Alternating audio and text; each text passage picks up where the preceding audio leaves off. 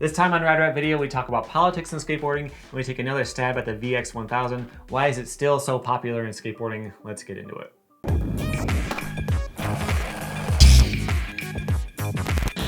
Welcome back to Rad Rat Video, the channel where you can learn something new about skateboarding 3 times a week. Every Monday, Wednesday, and Friday I have a new video for you on a lot of different topics in the skateboarding world, talking about the culture surrounding skateboarding to skateboarding itself, learning tricks, learning about pros, and a lot of other topics thanks to Ask Rad Rat, where I answer your questions. First one today is from Dentface, who asks, should skate brands take a position in politics, e.g. Reel's anti-Trump boards? I want to point out World Industries has one too.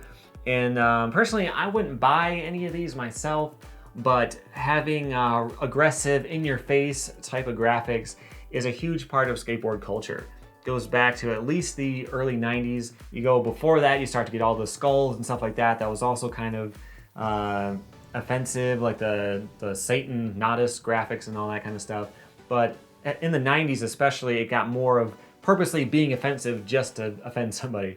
That was a really big part of it. So if that went away from skateboarding, a lot of people would probably complain about it because that's sort of the attitude of skateboarding. Being yourself, doing your own thing, not caring what other people think about you. So I don't think that that's going to go anywhere. I'm not into having a political statement on my board or anything like that, but I think that it is part of skateboard culture to be there. So that should cover that one. The next question is from Alex Ice Cream, who says, hopefully this is a unique question, LOL. How do you feel about the SD versus HD war and the significance of the VX1000? This is not a unique question. I still get it all the time, despite having answered it before. But I wanted to go a little bit more in depth, do a bit more research on this one, and try to tackle it a lot more educated. So this is the VX1000. You've probably seen it before. It came out way back in 1995. It cost $3,500. Now you can get one for a few hundred. There's been one at my pawn shop, local pawn shop, for the last 6 months for like $200. But it's still popular, and why is that? Isn't HD better? It's clear, looks better. Why do people still want to use this old camera? What's the point? I think the biggest answer is just because it's an iconic look for skateboarding. It was so popular, every brand was using it from the mid-90s up to the mid-2000s. Died out a little bit, starting to come back. It just has this really iconic look. And it's not necessarily better. There are some things that are a little bit better, but it's not necessarily better. It just has this certain flavor. It feels like skateboarding when you're watching it. So I think that's the main thing, but here are some of the specifics that people loved about it so much. First was just the overall design, including the handle and everything. It just looked like it was made for skateboarding. You could hold on to the handle and hold it really low and get a lot more dynamic shots that way. Try doing that with a modern DSLR video rig. You'd have to make this big old rig with the camera and then a mic mounted up here, and it's just so much harder to get those sorts of shots. So that was a big deal. Also, that Mark I lens is famous in the skateboarding for being super wide, looking really, really crisp. Cheaper fish eyes will start to get, the colors will kind of blend on the edges and stuff like that. It's called chromatic aberration. It's a big problem with cheaper lenses like the ones I've got right here. But that one was amazing. And speaking of fisheye lenses, as you may notice, of course, this lens is round. Of course it is.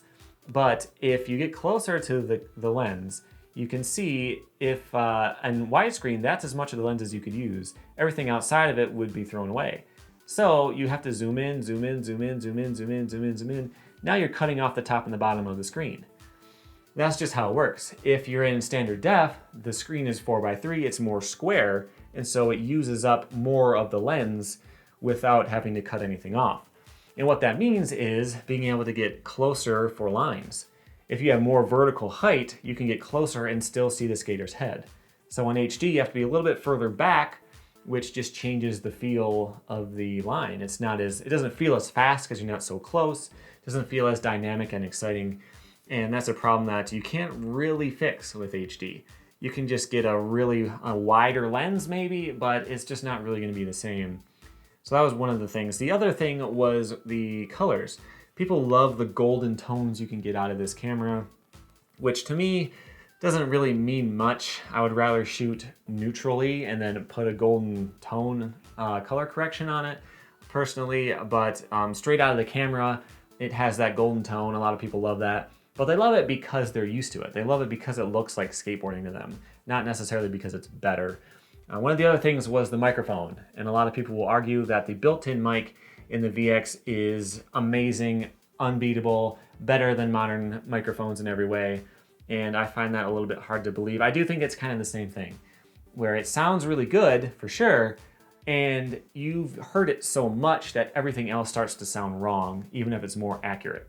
So having more accurate colors, more accurate sound will seem a little bit worse when you're so used to something else. I know I mentioned before, I don't remember if it was in my first VX video, but like being a wine snob, if you love a certain kind of wine, then you can detect how accurate that wine is. This is grown in the correct way. It's not really about how good it is, it's about how much it's similar to what you like, if that makes any sense. So that was a couple of the things. Another one was the settings are really easy to tweak with all the menus and the manual options and all that stuff. You can go to a spot, you can get it set up pretty quick, and you can be ready to go with professional level, nice looking footage without having to go too crazy with external gear and all that kind of stuff, which is nice. But the biggest thing is just that people are used to it. I've seen examples of, like, if you play guitar, you might still like an old tube amp or something like that. It's not necessarily better, it's just more of an iconic sound.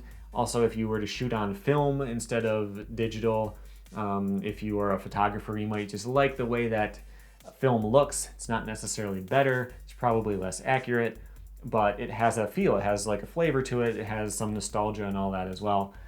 But there are a few reasons to not use the VX today. First is just the fact that standard def doesn't convert all that well to HD.